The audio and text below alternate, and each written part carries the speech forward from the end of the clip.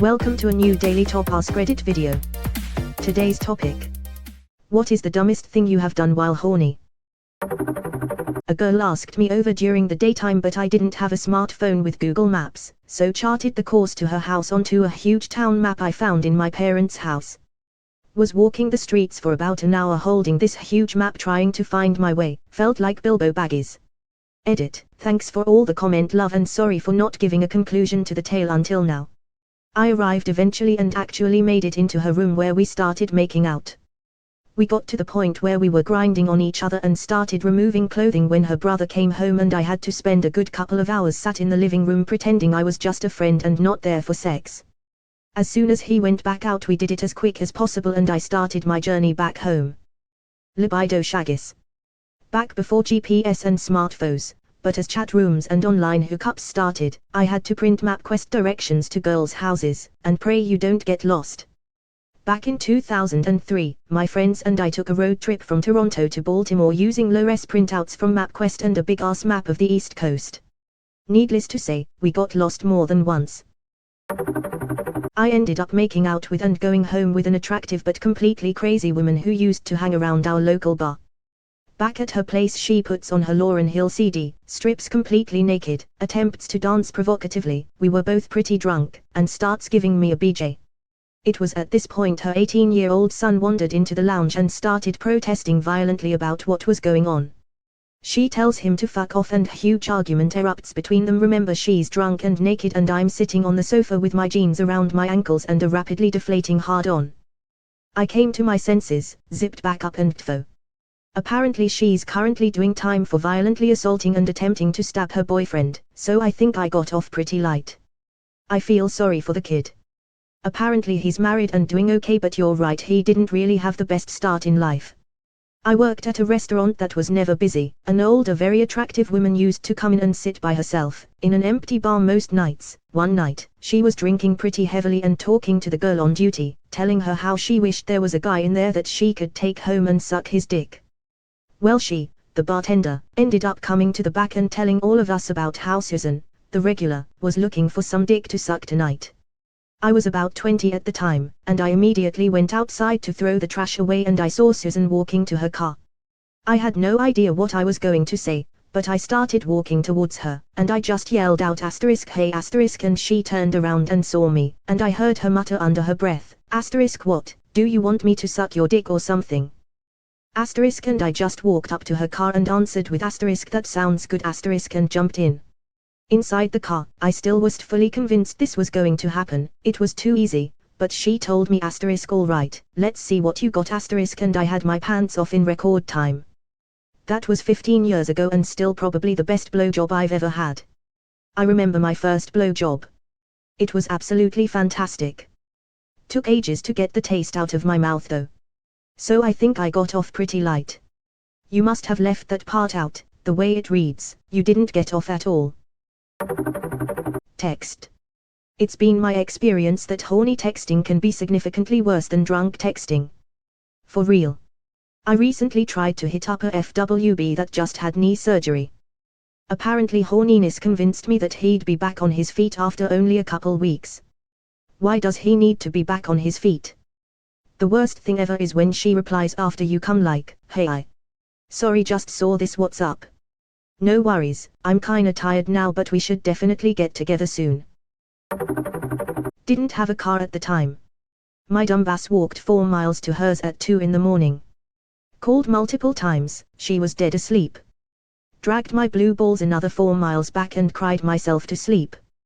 See, the mistake you made is walking instead of running. The real reason cardio is important for sex. I remember that thread where the guy thought exercises made people horny, so he always said to girls he would hook up with that they should run around the block before he got at their houses. LMAO. Jerked off in the private work bathroom, forgot to lock the door, and the new guy walked in on me and he quit a week after.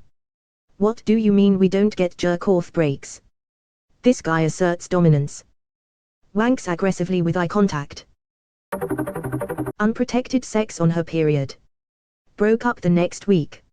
She slept with a guy the day after. Got pregnant, spent 9 months not knowing who the dad is. Prenatal tests illegal in my country. Wear protection, boys. So who won the prize? Edit. Oh wow, my first awards, thanks. I am not the dad. High five. I had 9 months of sleepless nights, stress, anxiety, COVID and hoping for a good outcome. I didn't tell my family. I'm an expat and didn't want them worrying about me.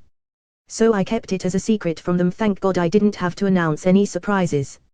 I'm also finishing off my PhD. I ended up missing key presentations because I couldn't function for a few months. We were supposed to move in together, so I had already given up my apartment's 2-month notice and found a replacement for me.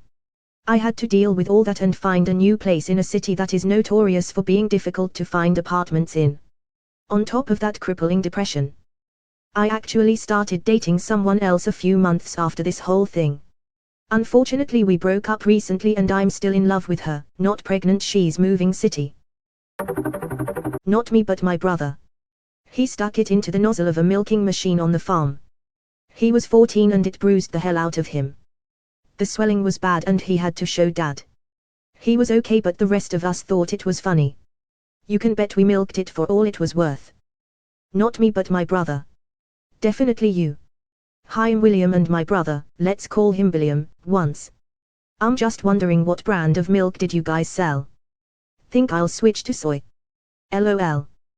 We sold to an ice cream company, the farm is long gone and my brother is in his 60s now. Dug a penis-size hole in the ground. Filled it with packing grease. Fucked it. So you've done it with a planet. Yeah, yours. My generation has been fucking the planet for decades. This man has literally fucked the whole world. Nestle has entered the chat. Helped a hot co-worker stalk her supervisor. I'm in my early 2020s working a small warehouse job for the summer in my hometown. I've got the awkward hots for this older woman Tina, none of these names are real, who just seems so much out of my league that I don't even try. One day we've got a bit of banter going and before I realize what I've done I ask if she wants to hang out. She asks if I have a car, I do, she says yes. So we're hanging out at her place, she's telling me stories that are like holy shit and the beers are going fast. Then she gets a bit of a lost look in her eyes, goes quiet, and then asks if we can go for a ride. We're out driving around. She's telling me how she used to go driving every night but got a DWI hanging over her for another few months. Then she starts giving me direction on where to go. A bit later we're in a cul-de-sac and she tells me to park and points out a spot. Cool, we're gonna make out I think. Instead she just sits there staring at this one house. Looking in the front window I see Bill, again, not his real name, our supervisor. Holy shit, what is going on here? She tells me that her and much older Bill used to have a thing but he refused to leave his wife and kids. That he has totally ghosted her because he thinks she's too obsessive but she can't stop thinking about him. I hear red alert go off in my head and I get the car started. She turns to me, looks me straight in the eyes, and start undoing my pants. I turn the car off. For the next half hour we just sit there silently staring straight ahead at Bill's place while she gives me a slow handjob, eventually finishing me off with a blowjob and me driving her home. So we ended up doing this for the rest of the summer. Never had sex, her pants never came off, never kissed. September came and I left town for my next semester at UI. I think this is the worst one. I believe so. All others are stupid teenagers or bad relationships. This one is just depressing. She said, James, get in. Let's drive. Those days turned into nights. Stalked her supervisor, but I got blowjobs all summer long. Wow. Silently staring at a house all summer for a quiet hand-forward/blowjob from a crazy woman. That's terrifying and sad at the same time. The worst part was, every time he saw Bill at work after that, he got an erection. Drunkenly called a phone sex line, but was so horny and drunk that I didn't clue until after I hung up that I had used my father's landline instead of my cell phone. That was an awkward talk the next day. One of my buddies fell on hard times and another buddy let him stay with him for a few weeks. Due ran up a £100's phone bill on those lines. WTF, why do folk do that? D. Maybe there's a clue here about why he fell on hard times in the first place. I dyed my hair black. My roommate was dyeing his hair black and the girl who was helping him was ridiculously hot. When she was done helping him, she came into our living room and sat down next to me on the couch wearing short shorts and a light green tube top. She just watched me play video games before just turning to me and running her hands through my hair and saying, "You know, we've got some dye left, I bet you would look really hot with black hair." So while completely forgetting I had gotten an allergic reaction the last summer from a henna tattoo, I looked straight at her amazing body as she was running her hands through my hair and said, "That sounds like a great idea." She was right, it looked good, but the second day, my head was itchy, the third day, my scalp was red, and the following day, I woke up and I couldn't open my right eye. I reached up to touch my face, and my hand reached my face before I thought it would. When I looked in the mirror, I screamed.